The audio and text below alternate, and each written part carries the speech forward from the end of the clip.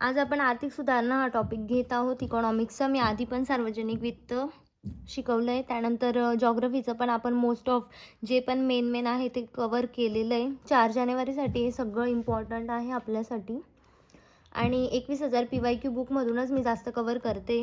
ज्यांचा काहीच अभ्यास झालेला नसेल त्यांनी 21,000 PYQ बुक हे आप्पा हातनुरे सरांचं हे पूर्ण जरी केलं, सगळे PYQ जरी सॉल्व केले तरी पण प्रिलिमसाठी बऱ्यापैकी अभ्यास होऊन जातो. हे त्यांच्यासाठी ज्यांचा काहीच अभ्यास नसेल झाला आणि कॉन्फिडन्स नसेल येत. बाकी ज्यांचा अभ्यास झाला त्यांनी थेअरी आणि PYQ चालू ठेवा. तर पहिला आहे आपला प्रश्न की बहुराष्ट्रीय कंपन्यांच्या वाढीचे कारणं कोणती नाही आहे खालीलपैकी. तर विपणन श्रेष्ठत्व आहे, वित्तीय श्रेष्ठत्व आहे, तांत्रिक आहे पण भाषा नाही आहे. त्यानंतर जुलै 1991 पासून सरकारने व्यापार क्षेत्रात सुधारणांची मालिका सुरू केली असून त्यांचा हेतू भारतीय अर्थव्यवस्था उर्वरित जगाशी उत्तम जोडणे हा आहे. त्यात पुढील प्रमुख सुधारणा उपाय होते. मग आता कोणकोणते उपाय होते यापैकी बघायचं आहे. तर LPGच्या वेळेस त्यांनी काय केलं?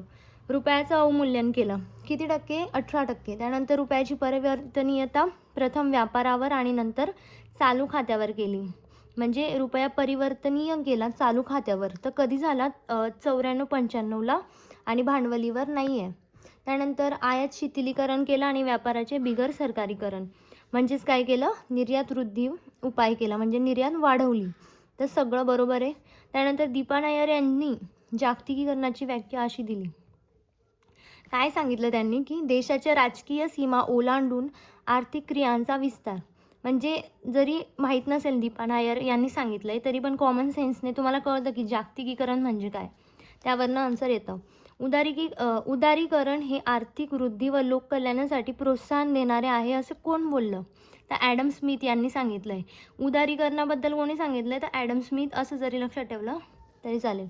त्यानंतर सरकारने कोणत्या स्वरूपात भांडवली प्रवाहाचं उदारीकरण केलं आहे? तर प्रत्यक्ष विदेशी गुंतवणूक, बहुराष्ट्रीय कंपन्यांवर नियंत्रण, सार्वजनिक उपक्रमांना प्रोत्साहन आणि भारतीय उद्योगांना प्रोत्साहन. तर कशाच्या स्वरूपात केलं? तर प्रत्यक्ष विदेशी गुंतवणूक या स्वरूपात भांडवली प्रवाहाचं उदारीकरण केलं आहे. आणि हे इम्पॉर्टंट आहे. त्यानंतर जर व्हिडिओ लॉंग वाटत असेल तर तुम्ही फास्ट करून पण बघू शकता. आणि व्हिडिओ बघण्याच्या आधी स्वतः आधी सॉल्व करायचे PYQ, त्यानंतरच व्हिडिओ बघा. त्यानंतर 1991च्या सुरुवातीला भारतात प्रमुख आर्थिक संकट अनुभवास आले. या संकटातून उद्भवलेल्या समस्या सोडवण्यासाठी सरकारने पुढील कार्यक्रम सुरू केला. तर समग्र आर्थिक स्थिरीकरण, संरचनात्मक सुधारणा आणि राष्ट्रीय शिक्षण धोरण. आता 1991चं आहे. जर कोणाला माहीत असेल की राष्ट्रीय शिक्षण धोरण हे 2010चं होतं तर आपल्याला इलिमिनेट करता येईल. आणि ऑप्शन पण दिलं A आणि B.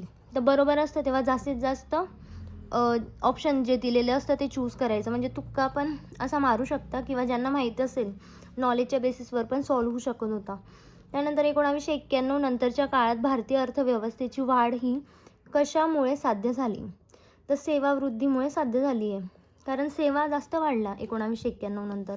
त्यानंतर निर्गुंतवणूक हा शब्द पहिल्यांदा कधी वापरला? तर अंतरिम अर्थसंकल्प 1991मध्ये निर्गुंतवणूक हा शब्द वापरला. खालील विधाने विचारात घ्या. आता निर्गुंतवणूकबद्दल सांगायला म्हटलं तर त्यामध्ये इम्पॉर्टंट आहे की 1993ला रंगराजन यांची समिती आली होती निर्गुंतवणूकबद्दल. आणि 24 जुलै 1999ला LPG आपण चालू केलं होतं. त्यानंतर पहिला आयोग कधी होता निर्गुंतवणुकीचा? तर 1996ला होता. आणि त्या आयोगाचे अध्यक्ष कोण होते? तर GV रामकृष्णन हे होते आणि दुसरे होते RH पाटील. एवढं इम्पॉर्टंट आहे. त्यानंतर खालील विधाने विचारात घ्या. PM वाजपेयी सरकारने 1999मध्ये नवीन निर्गुंतवणूक विभाग तयार केला. त्या टायमाला PM वाजपेयी होते का? तर हे माहीत असेल तर आपलं आन्सर बरोबर येऊ शकतं. त्यानंतर आहे 2001मध्ये निर्गुंतवणूक विभाग पूर्ण मंत्रालय बनलं. कधी? 2001मध्ये. तर बरोबर आहे, दोघी बरोबर आहे. खालीलपैकी कोणता जागतिकीकरणाचा निकष नाही? तर देशादेशांमधील व्यापारविषयक निर्बंध कमी करणं, देशादेशांमध्ये भांडवलाचा मुक्त संचार, तंत्रज्ञानाचा मुक्त संचार निकष आहेत. कोणता नाही आहे? तर विविध देशांमध्ये श्रमाचा मुक्त संचार नाही. हे निगेटिव्ह वाक्य आहे. आपला आन्सर काय? 4.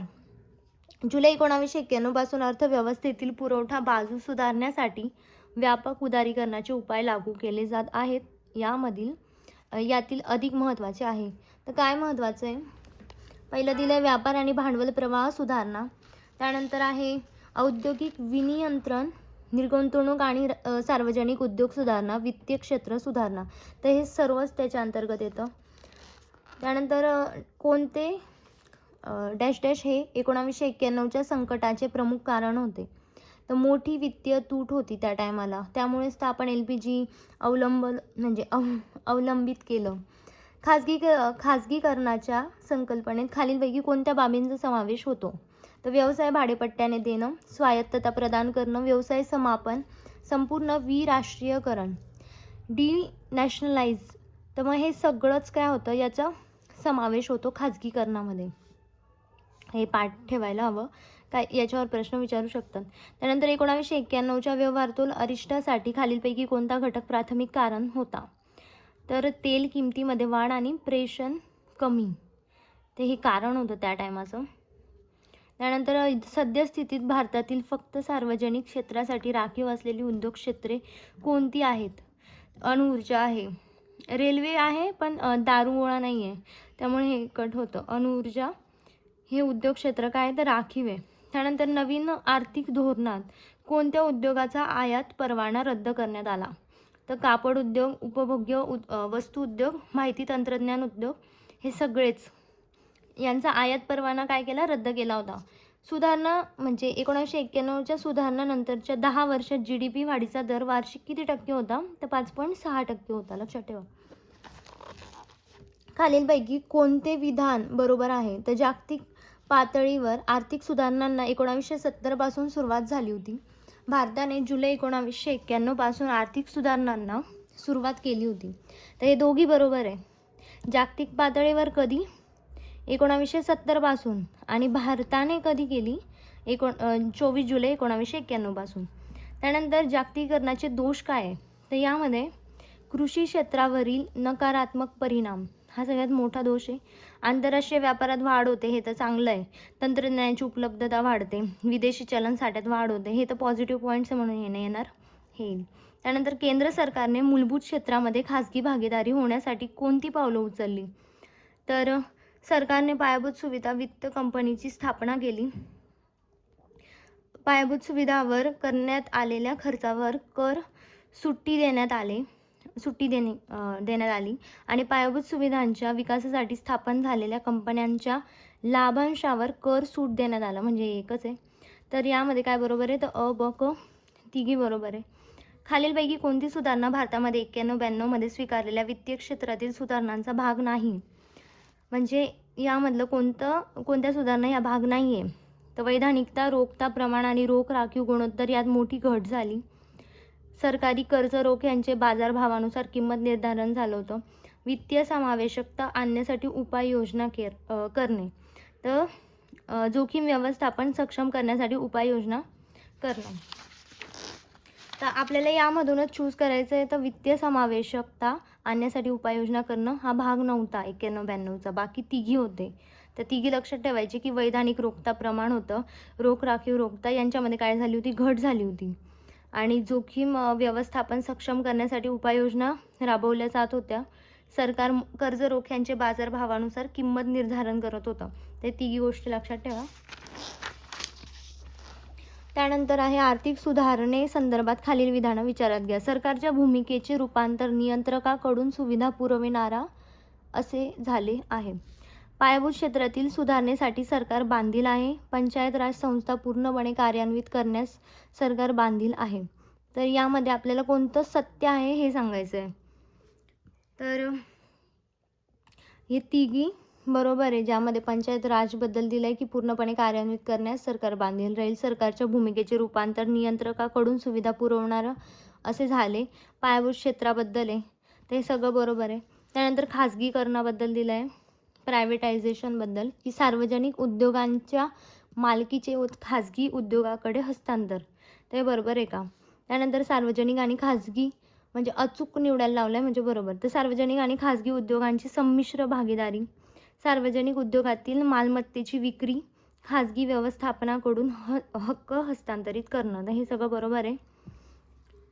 आधी 48च्या वेळेस समाजवादी समाजरचना आपण अवलंबली होती. पण नंतर ग्लोबलायझेशन, प्रायव्हेटायझेशन आणि लिबरलायझेशनच्या अंतर्गत म्हणजे प्रायव्हेटायझेशन आलं ना, खाजगीकरण आलं. तर यामध्ये खाजगी उद्योग म्हणजे बरोबर आहे सगळं. त्यानंतर जागतिकीकरण ही एक अशी प्रक्रिया आहे ज्यामुळे आर्थिक एकीकरणात जास्त सखोलता येते, पारदर्शकता वाढते आणि सीमेपलीकडील दहशतवादात वाढ होते. त्यात क तर येणार नाही, निगेटिव्ह आलं. म्हणजे ऑप्शन काय आलं, क जर कॅन्सल केलं तर अ, ब, ड इलिमिनेट करून आन्सर येऊन जातं. विकसनशील देशांच्या संदर्भात जागतिकीकरणाच्या समर्थनार्थ खालीलपैकी कोणते मुद्दे समर्पक आहेत? तर जागतिकीकरणामुळे प्रत्यक्ष परकीय गुंतवणुकीस चालना मिळते. देश आंतरराष्ट्रीय स्तरावर कर्जबाजारी होत नाही. तर हे बरोबर आहे. त्यानंतर जागतिकीकरणामुळे आधुनिक तंत्रज्ञानाचा प्रसार होतो व देशांना संशोधनात भर न घालता तंत्रज्ञान मिळतं. त्यानंतर जागतिकीकरण प्रक्रियेमुळे विकसनशील देशातील दारिद्र्य दूर झालं आहे. तर हे विकसनशील देशातलं म्हणजे जसं की भारत विकसनशील आहे, दारिद्र्य दूर झालं आहे का? तर पूर्णपणे तरी नाही झालं आहे. आणि जागतिकीकरणामुळे ज्ञानाची देवाणघेवाण मोठ्या प्रमाणावर होते. तर आता मुद्दे आपल्याला जे जास्त पॉझिटिव्ह आहे तेच घ्यावे लागतील आणि इथे ऑप्शनसुद्धा 3 दिले म्हणून अ, ब, ड आन्सर येईल. क नाही येणार. 1993 सरकारने कोणाच्या अध्यक्षतेखाली सार्वजनिक क्षेत्रातील उपक्रमांची निर्गुंतवणूक करण्यास समिती नेमली? तर कोण होतं ते? रंगराजन होतं. आपल्याला वाटतं जी व्ही रामकृष्ण नसेल, आपण आयोग केलं आहे. पण 93 जर म्हटलं तर रंगराजन. 96मध्ये आयोग आला होता जी व्ही रामकृष्णन. आणि दुसरा जो आला होता तो R.H. पाटील अध्यक्ष होते त्याचे. त्यानंतर 1991च्या नवीन औद्योगिक धोरणाचे खालीलपैकी कोणते वैशिष्ट्य नाही? सार्वजनिक क्षेत्रात नवीन उद्योगांची उभारणी हे नाही आहे. बाकी औद्योगिक परवाना रद्द झाला होता, विदेशी गुंतवणुकीला परवानगी मिळाली, MRTP मर्यादा काढून टाकणं. याबद्दल कोणी वाचलं नसेल. सार्वजनिक क्षेत्रात नवीन उद्योगांची उभारणी गेली होती का? नाही. तेव्हा तर आपण प्रायव्हेटायझेशनकडे फोकस करत होतो, तर सार्वजनिक क्षेत्रात काय येईल? त्यानंतर खालीलपैकी कोणते व्यापार संबंधित गुंतवणूक उपायांचे महत्त्वाचे वैशिष्ट्य नाही? तर परकीय भांडवलावरील सर्व बंधनं दूर करावी हे आहे. गुंतवणुकीच्या बाबतीत राष्ट्रीय गुंतवणूकदाराला मिळणारे सर्व हक्क परकीय गुंतवणूकदाराला मिळणार नाही. तर हे वैशिष्ट्य आहे का? तर हे नाही आहे. कच्चा माल व सुटे भाग यांची मुक्तपणे आयात करता येईल. स्थानिक वस्तू व कच्चा माल वापरण्याची सक्ती परकीय गुंतवणूकदारावर असणार नाही. तर यांनी विचारले व्यापाराच्या बाबतीत उपायांचं वैशिष्ट्य नाही, तर याचा आन्सर काय? तर 2 आहे. त्यानंतर बांधा, चालवा आणि हस्तांतरित करा हे धोरण कधी सुरू झालं? तर 1995. खालीलपैकी कोणते घटक हे जागतिकीकरणाच्या श्रम बाजारपेठेवरील परिणाम स्वरूप दिसून येतात? तर वर्धित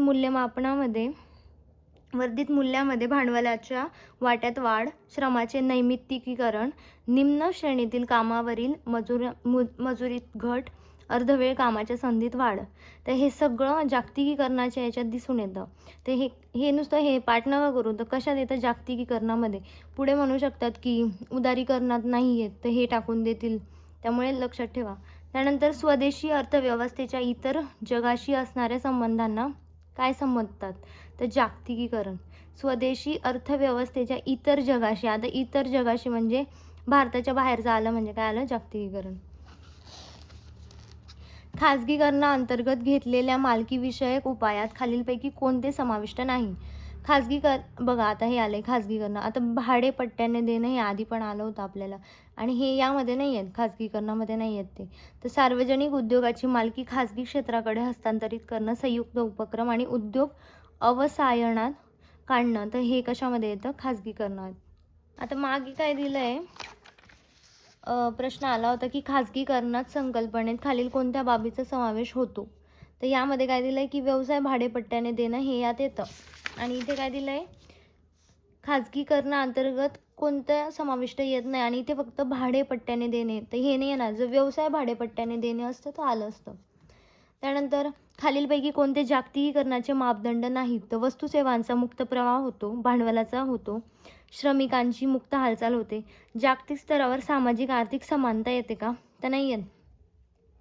त्यानंतर हे आन्सर आहे. जागतिकीकरण म्हणजे भांडवल, वस्तू, तंत्रज्ञान, कल्पना आणि लोकांचा मुक्त संचार. कोणतेही जागतिकीकरण जे शेवटचे वगळते ते आंशिक असते आणि टिकाऊ नसते. तर हे कोण बोललं आहे? तर ब्रांको मिलानोविक बोललं आहे. ब्रांको मिलानोविक बोललेलं आहे. आणि दीपा नायर काय बोलल्या होत्या? त्या पण जागतिकीकरणाबद्दलच बोलल्या. पण त्यांनी एक सोपी व्याख्या दिली होती, देशाच्या राजकीय सीमा ओलांडून आर्थिक क्रियांचा विस्तार. हे दीपा नायर यांनी सांगितलं आहे. आणि ब्रांको मिलानोव्हिक याने भांडवल, वस्तू, तंत्रज्ञान, कल्पना, हे असं आलं की याचं सांगायचं. भारतातील आर्थिक सुधारणांच्या संदर्भात खालील विधानं विचारात घ्या. स्थूल आर्थिक स्थिरीकरणामध्ये चलनवाढीवरील नियंत्रण, वित्तीय व्यवहार तोल यांचे समायोजन यांचा समावेश होतो.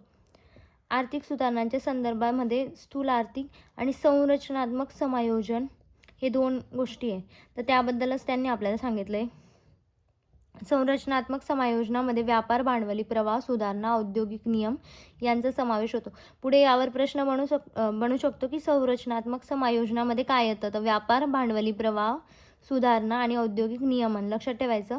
आणि स्थूल आर्थिक स्थिरीकरणामध्ये काय येतं? तर चलनवाढीवरील नियंत्रण, वित्तीय आणि व्यवहार तोल यांचं समायोजन येतं स्थूल आर्थिकमध्ये. म्हणजे जे MES आणि SAP-बद्दलच म्हणता आहे. त्यानंतर खाजगीकरणाच्या पद्धती संदर्भात खालील विधानं विचारात घ्या. एकूण निराष्ट्रीयकरण म्हणजे सार्वजनिक उपक्रमांची संपूर्ण मालकी खाजगी हातात हस्तांतरित करणं. तर बरोबर आहे. त्यानंतर व्यवस्थापन खरेदी म्हणजे सार्वजनिक उपक्रमाची संपूर्ण मालकी बहुराष्ट्रीय कंपन्यांकडे हस्तांतरित. तर हे चुकीचं आहे. बहुराष्ट्रीय कंपन्यांकडे का हस्तांतरित करू. त्यानंतर समग्र आर्थिक स्थिरीकरण कार्यक्रम हा सरकारने पुढील उपाययोजनेसाठी राबवला. आता मागे आपण पाहिलं काय काय येत होतं त्याच्यामध्ये, तर तेच आहे चलनवाढ म्हणजे भाववाढवर नियंत्रण, वित्तीय तूट भरून काढण्यासाठी. त्यानंतर सोने आयातीवर नियंत्रण, तर हे नव्हतं. आणि व्यवहार तोलावरील स्थिती सुधारण्यासाठी, तर हे पण नाही. तर ब आणि क आन्सर याचं. ब, क आणि ड व्यवहार तोलावरील स्थिती सुधारण्यासाठी, तर हे पण येतं समग्र आर्थिक स्थिरीकरणामध्ये.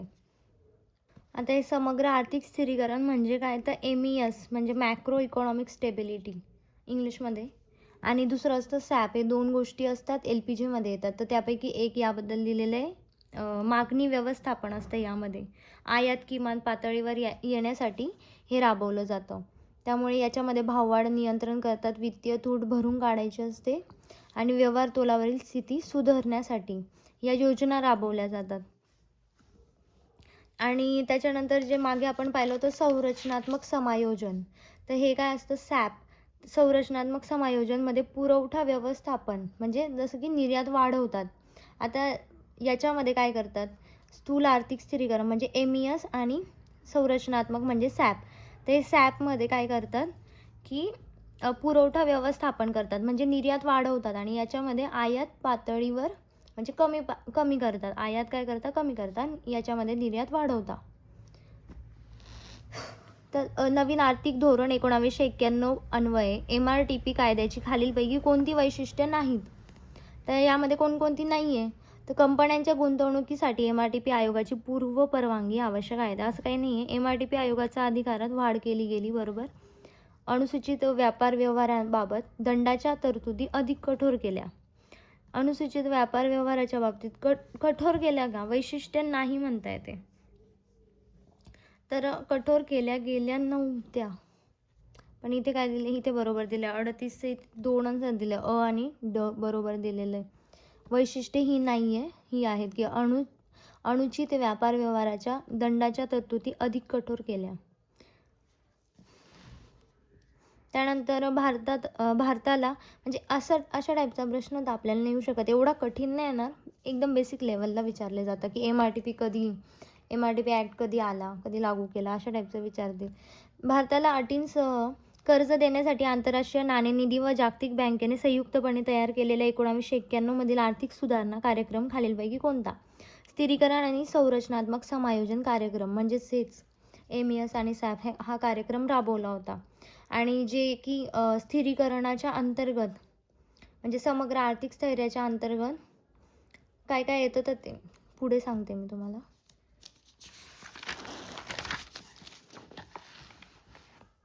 आर्थिक सुधारणा आणि त्यांचे उद्दिष्ट यांच्या जोड्या लावायच्या. तर विमुद्रीकरणचं काय येतं? खोटे चलन निष्कासित करणं. नवा बेनामी कायद्याबद्दल काय येतं? काळ्या पैशाचं नियंत्रण. दिवाळखोरी कायदा कशासाठी असतो? तर व्यवसाय सरळतेस प्रवर्तित करणं. आणि आधार कायदा कशासाठी आहे? अनुदानांचे तर्काधिष्ठीकरण. तर यावर कधी आपल्याला प्रश्न आला नाही आहे.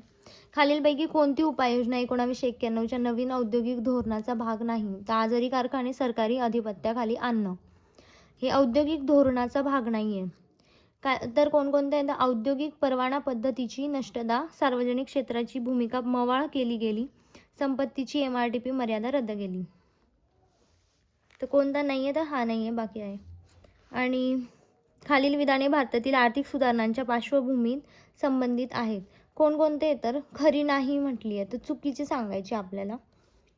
तर आर्थिक सुधारणांचा मुख्य जोर हा बाजारपेठेला मध्यवर्ती निर्णयकर्ता बनवणे असा होतो. तर हे बरोबर आहे. आर्थिक सुधारणांच्या अंतर्गत अर्थव्यवस्थेची पुनर्रचना ही केंद्रीकृत नियोजनाने केली गेली आणि म्हणजे हे असं काही नव्हतं झालं. देशाची अर्थव्यवस्था ही जागतिक अर्थव्यवस्थेशी जोडण्यासाठी रुपया पूर्णपणे केला आहे का? नाही, फक्त चालू खात्यावर परिवर्तनीय केला आहे. तर सी आन्सर नाही आहे ना. मग बी आणि सी काय? चुकीचं आहे. भारतीय अर्थव्यवस्थेची सुधारणा घडवण्याचे प्रयत्न 1980च्या मध्यापासून सुरू झाले. तर हे आपण बरोबर म्हणू शकतो. 1995 सालच्या आंतरराष्ट्रीय सहकारी संघटनेने समाजाबद्दलचे कर्तव्य हे सहकाराचे नवीन तत्त्व म्हणून स्वीकारले आहे. 1995 सालचं आंतरराष्ट्रीय सहकारी संघटनेने काय स्वीकारले? समाजाबद्दलचं कर्तव्य. भारतातील रचनात्मक समायोजन कार्यक्रमामध्ये आर्थिक सुधारणा करण्यासाठी कोणत्या घटकांचा समावेश होतो? तर त्यामध्ये काय येतं? व्यवहार तोलावरील समायोजन, व्यवहार तोलाबद्दल समायोजन येतं. व्यापार आणि भांडवल ओघ सुधारणा, औद्योगिक नियंत्रण मुक्त, चलनवाढ नियंत्रण. तर याच्यामध्ये काय विचारलेलं आहे आपल्याला? बी आणि सी बरोबर येईल. जे रचनात्मक समायोजन कार्यक्रमामध्ये काय येतं? तर व्यापार भांडवल ओघ सुधारणा आणि औद्योगिक नियंत्रण मुक्त. बाकी आता व्यवहार तोलावरचं समायोजन आणि चलनवाढ नियंत्रण हे कशात येतं? तर स्थूल आर्थिक स्थैर्यामध्ये किंवा समग्र आर्थिक स्थैर्यामध्ये. आपल्याला इथं रचनात्मक बद्दल विचारलं आहे, त्यामध्ये हे दोन येतात. आजूबाजूचे कशात येतात? तिथं लिहून घ्यायचं. स्थूल आर्थिक स्थैर्यामध्ये येतात.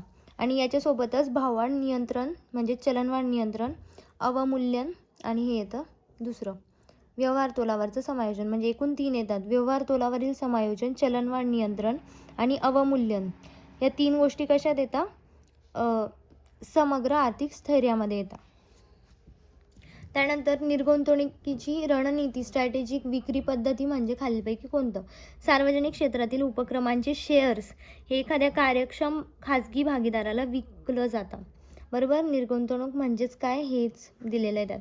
जागतिकीकरणाने व्यावसायिक पर्यावरण प्रभावित झाल्याबाबतचे 5 C बाबतचे निरीक्षण कोणाचे आहेत? केनेची ओहम. 5 C आलं. केनेची ओहम जागतिकीकरणाचं सांगितलं आहे. आर्थिक सुधारणा संदर्भात खालील विधानं विचारात घ्या. तर सरकारच्या भूमिकेचे रूपांतर नियंत्रकाकडून सुविधा पुरवणारा असे झाले. पायाभूत क्षेत्रात योग्य सुविधा पुरवण्यास सरकार बांधील आहे. पंचायती राज संस्था पूर्णपणे कार्यान्वित करण्यास सरकार बांधील आहे. सगळं बरोबर आहे. आणि हा रिपीट झाला आहे हा प्रश्न, मागे पण आला होता. आर्थिक सुधारणेनंतरच्या काळात समाधानकारक आंतरराष्ट्रीय व्यवहारतोल स्थितीसाठी खालीलपैकी कोणती कारणं जबाबदार होती?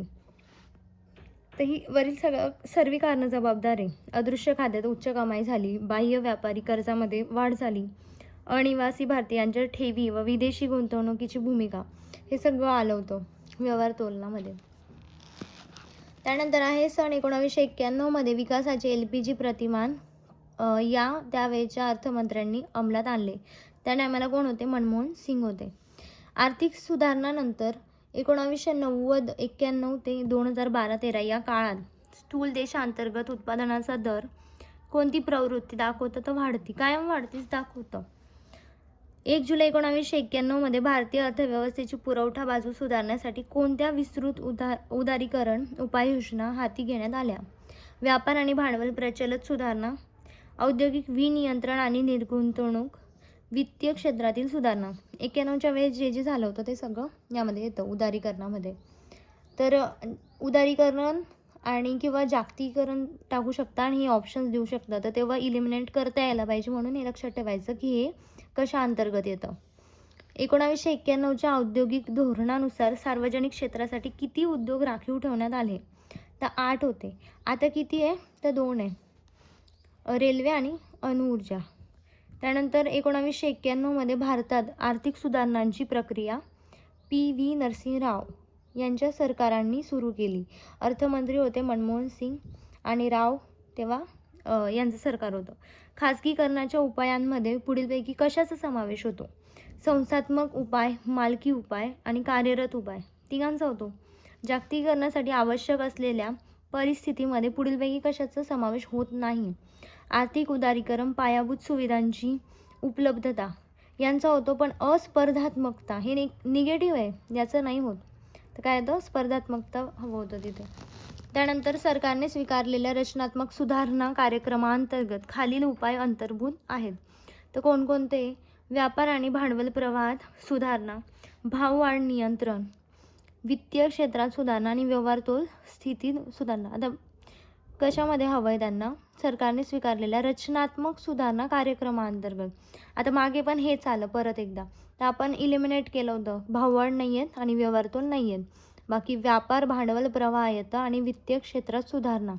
म्हणजे मागे जे आलं सेम प्रश्न रिपीट झालेला आहे. त्यानंतर भारताच्या नवीन व्यापार धोरणाच्या संदर्भात खालीलपैकी कोणते विधान बरोबर आहे?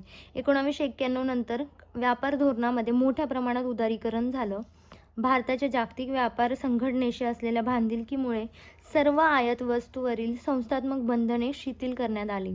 तर यामध्ये दोघी बरोबर आहे की WTO बांधिलकीमुळे सर्व आयात वस्तूवर काय केलं?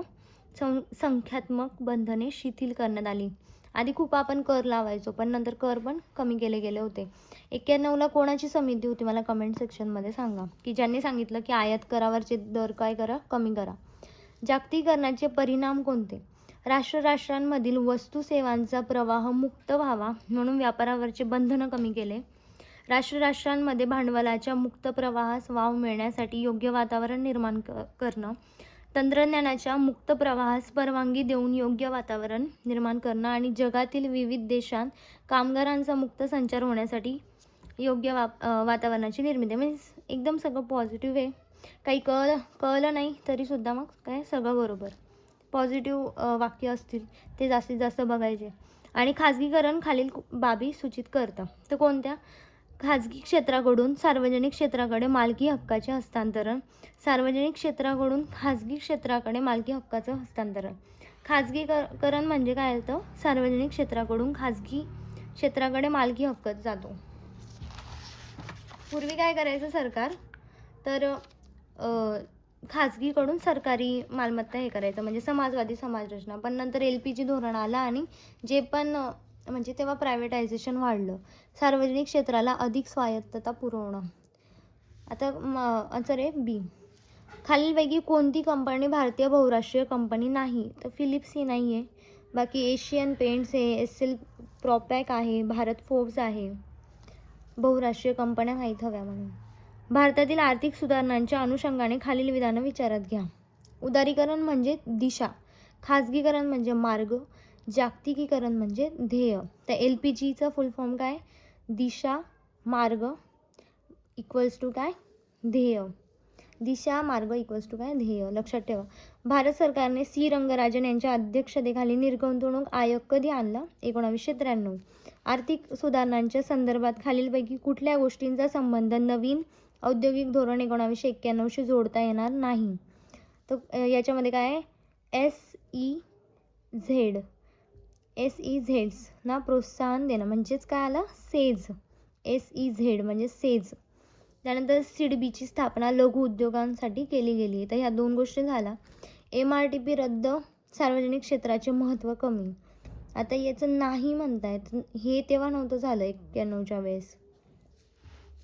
1990च्या दशकाच्या सुरुवातीला निर्माण झालेल्या समग्र आर्थिक अरिष्टाचे मुख्य कारण कोणते?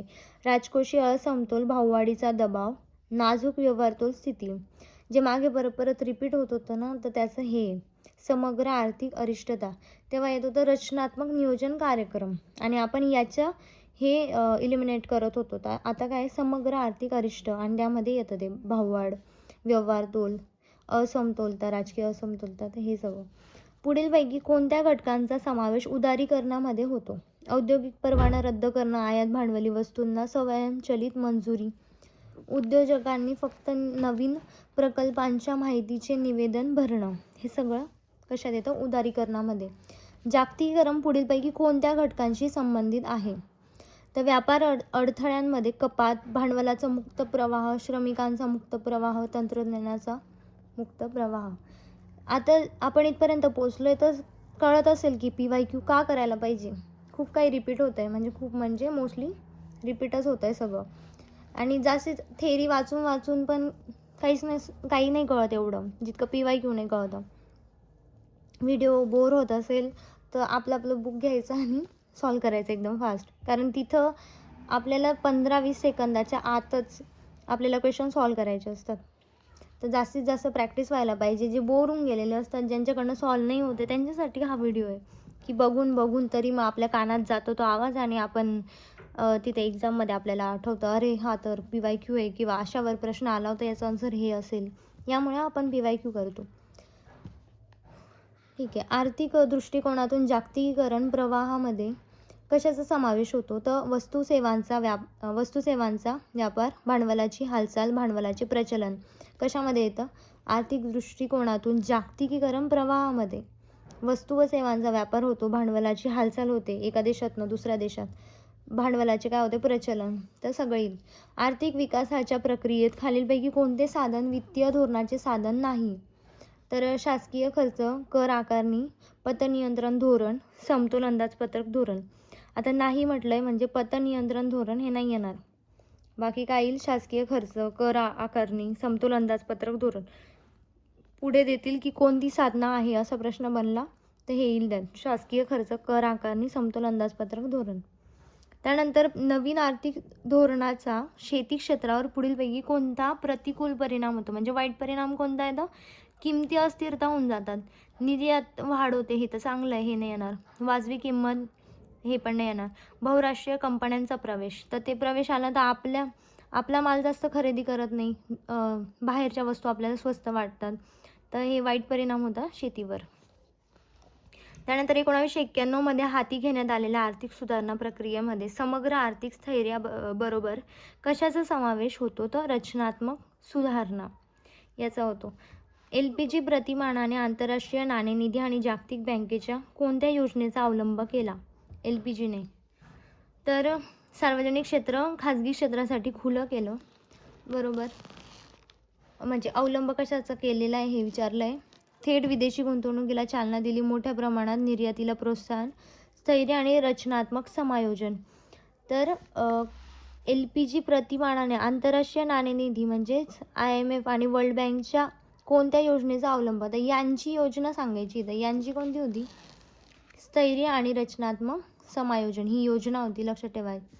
त्याच्यानंतर ते आपण परत हे जे मागे प्रश्न पाहिले हे त्या अंतर्गतच येतं, स्थैर्य आणि रचनात्मक समायोजना अंतर्गतच येतं. जे मागे काही प्रश्न पाहिले की स्थैर्य आलं तर त्याच्या अंतर्गत आपण अवमूल्यन करतो, व्यवहारतोल करतो, भाववाढ करतो, आणि रचनात्मक आलं तर काय करतो?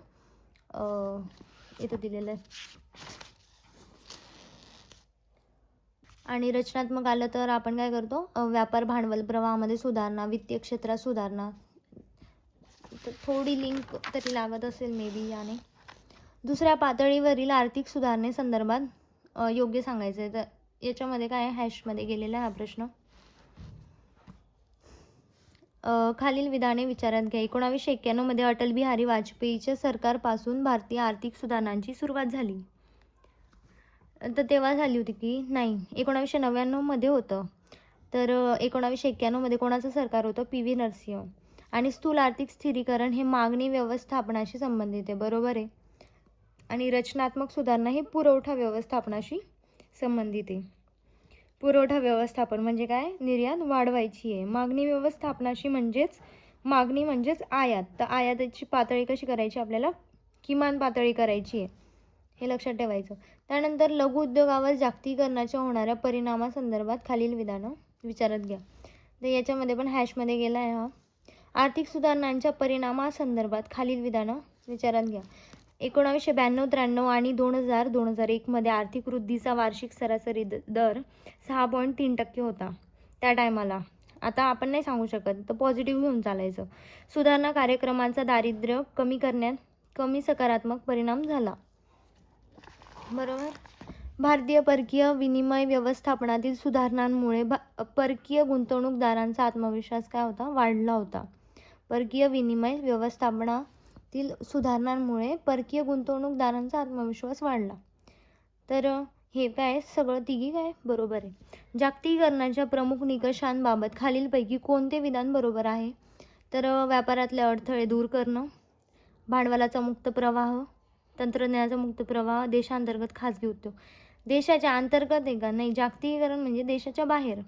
तर डी नाही येणार, बाकी ABC येईल. हे आपण बरोबर बघतोय, मागे पण पाहिलं, तंत्रज्ञानाचा मुक्त प्रवाह, भांडवलाचा मुक्त प्रवाह तेच आहे. खालीपैकी कोणते विधान बरोबर आहे?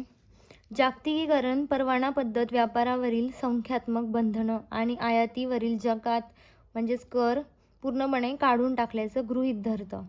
तर काय बरोबर आहे हे. जागतिकीकरण म्हणजे जगातील राष्ट्रांचे राजकीयदृष्ट्या, आता राजकारणाचा काही संबंध नाही आहे. खाजगीकरण या संकल्पनेत खालीलपैकी कोणत्या 3 उपाययोजनांचा विचार प्राधान्याने केला जातो? तर मालकी हक्कविषयक उपाययोजना, संघटनात्मक उपाययोजना आणि कार्यात्मक उपाययोजना या 3 कशाच्या अंतर्गत येतात? खाजगीकरणाच्या संकल्पनेमध्ये येतात.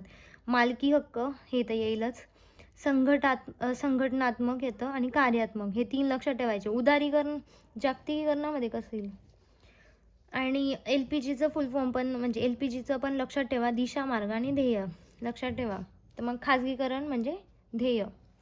उदारीकरण, खाजगीकरण आणि जागतिकीकरण विषयक सुधारणानंतर निर्माण झालेल्या बेरोजगारीच्या समस्येची काळजी घेण्यासाठी 1991 नंतर खालीलपैकी कशाची निर्मिती झाली? तर नॅशनल रिन्युअल फंड. कसली झाली होती? NRFची निर्मिती झाली होती. त्यानंतर LPGचा अन्वयार्थ काय? तर म्हणजे फुल फॉर्म काय? लिबरलायझेशन, प्रायव्हेटायझेशन आणि ग्लोबलायझेशन, दिशा, मार्ग आणि ध्येय. त्यानंतर भारतातील नवीन आर्थिक सुधारणा काँग्रेस सरकारने कोणत्या नेतृत्वाखाली सुरू केली? तर PV नरसिंह राव. बरोबर. सरकार विचारलंय आणि अर्थमंत्री विचारलं तर मनमोहन सिंग. जागतिकीकरणाचे मुख्य घटक कोणते? देशाच्या सीमावर्ती भागात माल मुक्त प्रवाह करण्यास परवानगी देण्याकरिता व्यापारातील अडथळा कमी करणं, देशादेशांमध्ये भांडवल मुक्त प्रवाह होऊ शकते अशा वातावरणाची निर्मिती, मुक्त तंत्रज्ञान प्रवाह याची निर्मिती. ते तिघी येतील. नवीन आर्थिक धोरणामध्ये पुढीलपैकी कशाचा समावेश होत नाही? तर राष्ट्रीयकरणाचा समावेश होत नाही. तर बघा आता हे खूप रिपीट होत जात आहे प्रश्न, एकसारखेच येत आहे. त्यानंतर आहे नवीन आर्थिक धोरण कोणत्या दिवशी स्वीकारण्यात आलं? आपल्या सर्वांना माहिती 24 जुलै 1991. लक्षातच पाहिजे. सार्वजनिक क्षेत्रातील उद्योगांच्या बाबतीत निर्गुंतवणुकीकरण हे खाजगीकरणाचे एक प्रमुख तत्व आहे. खालीलपैकी कोणती उद्दिष्ट साध्य करण्याच्या दृष्टीने कार्यक्रम हाती घेतला होता? तर यामध्ये काय येतं? ग्राहकांना उत्तम सेवा प्रदान करायची होती का? सार्वजनिक उद्योगांमधील व्यवस्थापनाच्या बाबतीत होणारा राजकीय हस्तक्षेप काढून घ्यायचा होता. बरोबर. हे होतं सार्वजनिक क्षेत्रातील उद्योगांमधील भ्रष्टाचाराला आळा घालायचा. त्यानंतर निर्गुंतवणुकीकरणामधून उत्पन्न मिळवून मिळालेल्या पैशाचा परिणामकारक वापर, तर सगळंच होतं. LPG प्रतिमानाने आंतरराष्ट्रीय नाणेनिधी आणि जागतिक बँकेची कोणती योजना? मागे पण पाहिलं, स्थैर्य आणि रचनात्मक. अक्षरशः पूर्ण ऑप्शनसह रिपीट झालं आहे. मागच्या वेळेस आता ग्रुप Cची पण झाली होती. खूप क्वेश्चन जसेच्या तसे रिपीट होते PYQ. त्यानंतर जागतिकीकरणामुळे घडून येत असलेल्या बदलांसंदर्भात खालीलपैकी कोणते विधान बरोबर आहे? तर भारताच्या आर्थिक विकासात बहुराष्ट्रीय कंपन्या निश्चित आणि महत्त्वपूर्ण भूमिका बजावणार. भारतीय कंपन्यांचे भाग भांडवल युरोपच्या रोखे बाजारात व्यवहारासाठी उपलब्ध केले जातात. हे दोघी बरोबर आहे. आर्थिक सुधारणा या संकल्पनेअंतर्गत अर्थव्यवस्थेतील संरचनात्मक तडजोडी कोणत्या आहेत? तर आयात व निर्यातवरील निर्बंध कमी होता. आर्थिक सुधारणांचं संरचनात्मक विचारलं आहे ना. आयात निर्यातीवरील निर्बंध कमी करायचे, राजकोषीय तूट कमी करायची, मोठ्या शहरांमध्ये गुंतवणूक करणं हे नाही आहेत. परदेशी बँकांनाही वित्तीय बाजारपेठ खुली करणं, हे सगळं कशात येतं? आर्थिक सुधारणांमध्ये. संरचनात्मक तडजोडी विचारल्या त्यात येतं. हे मोठ्या शहरांचं नाही येणार. जागतिकीकरण भारतातील पुढील टप्पे कालानुक्रमे लावा. तर रुपयाचा परिवर्तनीयता कधी झाली होती? 94-95. कशावर? चालू खात्यावर झाली आहे, भांडवलीवर नाही झाली आहे. एस एस तारापूर समिती आली होती, पण नाही ऐकलं त्यांचं. रुपयाचं अवमूल्यन कधी झालं आहे? 1949ला झालं आहे, 1966ला आणि 1991ला. आता 1949ला 30% झालं होतं, 1966ला 36% झालं होतं आणि 1991ला 18% झालं होतं. हे वर्ष लक्षात ठेवा. 49, 66, 91, 30, 36 आणि 18. त्यानंतर स्वामित्व हक्क म्हणजे सुधारणा कायद्यास मंजुरी कधी मिळाली? तर 1999ला मिळाली होती. तर कालानुक्रम लावायचा आहे, तर आन्सर येईल BAC. पहिले अवमूल्यन झालं, मग परिवर्तनीयता आणि मग हे कायद्याला मंजुरी. सन 1991 लिबरलायझेशन, खाजगीकरण तसेच जागतिकीकरण धोरणान्वये परकीय देशांना भारतामध्ये उद्योगधंद्यांमध्ये गुंतवणूक करण्यासाठी किती टक्क्यांपर्यंत परवानगी दिली गेली? तर 51% दिली गेली होती. आणि बाकी 49 प्रायव्हेट होतं आणि 51 गव्हर्नमेंटचं. त्यानंतर हे हॅश आहे. खालील विधाने विचारात घ्या. तेच परत LPG दिशा म्हणजे लिबरलायझेशन दिशा, प्रायव्हेटायझेशन मार्ग, ग्लोबलायझेशन अंतिम ध्येय. जुलै 1991 पासून कोणत्या या सर्वसमावेशक उदारीकरण उपाययोजना हाती घेण्यात आल्या? व्यापारी आणि भांडवल प्रवाह सुधारणा, औद्योगिक विनियंत्रण आणि वित्तीय क्षेत्र, निर्गुंतवणूक आणि सार्वजनिक उपक्रम. हे घेतलं गेलं होतं. त्यानंतर 1991मध्ये अटल बिहारी वाजपेयी हे नव्हतं. स्थूल आर्थिक स्थिरीकरण हे मागणी व्यवस्थासोबत आहे, बरोबर, व्यवस्थापनासोबत. संरचनात्मक हे पुरवठा. आता प्रश्न खूप सारे रिपीट होत आहे, तर मी काय आता जास्त सॉल्व नाही करत. आपण फक्त इथपर्यंत घेऊ आणि थांबू. 1991च्या आर्थिक अरिष्ठाची कोणती लक्षणे होती? तर परकीय चलन गंगाजळी घट. म्हणजे काय प्रॉब्लेम्स आले होते तेव्हा? तर भारतीय विदेशी कर्जास आंतरराष्ट्रीय धनकोकडून फेरमंजुरी, राजकोषीय तुटीतील वाढ, साठ्यातून सुवर्ण विक्री. तर यामध्ये हे नव्हतं झालं, धनको वगैरे नव्हतं. राजकोषीय तुटीत वाढ झाली होती, साठ्यातून सुवर्ण विक्री झाली होती आणि परकीय चलन गंगाजळीत घट झालं होतं. भारताने नवीन आर्थिक धोरण कधी? तर 24 जुलै 1991ला. 1991मध्ये स्वीकारलेल्या आर्थिक सुधारणांमध्ये याचा समावेश होतो.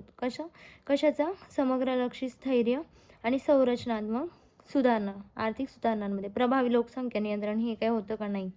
खालीलपैकी कोणती संकल्पना शासनाच्या अतिरेकी नियंत्रणापासून व्यावसायिक संस्थांना स्वातंत्र्य बहाल करण्याविषयी उल्लेख करते? तर हे काय? आता खाजगीकरण, जागतिकीकरण, उदारीकरण. तर उदारीकरण आहे ज्यामध्ये शासनाच्या अतिरेकी नियंत्रणापासून व्यावसायिक संस्थांना स्वातंत्र्य बहाल करते, म्हणजे उदार होतं त्या बाबतीत.